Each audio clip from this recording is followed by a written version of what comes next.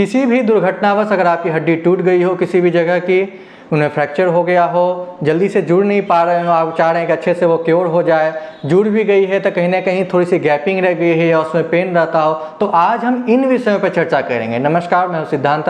आज की वीडियो में चर्चा करूंगा सिम्फाइटम ऑफिसिनल के बारे में। देखिए, सिम्फाइटम बोन के मेन 3 की पॉइंट्स को देखते हुए पेशेंट को दिया जाता है। सबसे पहला, कोई फ्रैक्चर हुआ हो, बहुत फास्ट उन्हें रीयूनियन कराना चाहते हैं, आपस में हड्डी अच्छे से पूरी तरह से जुड़ जाए, उन केसेस में हम पेशेंट को सिम्फाइटम दे सकते हैं। फिर हम देखते हैं, मान लीजिए हड्डी जुड़ गई हो, कहीं ना कहीं थोड़े थोड़े से क्रैक्स रह गए हो, अच्छे से फिल नहीं हुआ, उनमें जो कैलस फॉर्मेशन होता है, कुछ प्रॉब्लम्स रह गई हो, तो उस स्थिति में भी हम सिम्फाइटम दे सकते हैं। साथ ही साथ मान लीजिए बहुत सालों पहले अगर आपका फ्रैक्चर हुआ हो, हड्डी तो जुड़ गई आपकी, उस टाइम जो भी आप मेडिसिन ले रहे थे या प्लास्टर आपके हुआ उसका जुड़ गई, लेकिन बहुत सालों बाद अचानक से उसमें दर्द आ रहा हो, दर्द चुभने जैसा महसूस हो रहा हो, तो उस स्थिति में हम अर्निका और सिम्फाइटम अल्टरनेट करके सिम्टम्स और पेशेंट के कॉन्स्टिट्यूशन के हिसाब से दे सकते हैं। तो ये 3 कीनोट सिम्टम्स थे आपके सिम्फाइटम से बोन रिलेटेड प्रॉब्लम से। पहला आपका फ्रैक्चर रीयूनियन, दूसरा किसी तरह की गैपिंग अगर रह गई हो, तीसरा बहुत सालों बाद उन जुड़ी हुई हड्डियों में अचानक अगर दर्द बढ़ गया हो,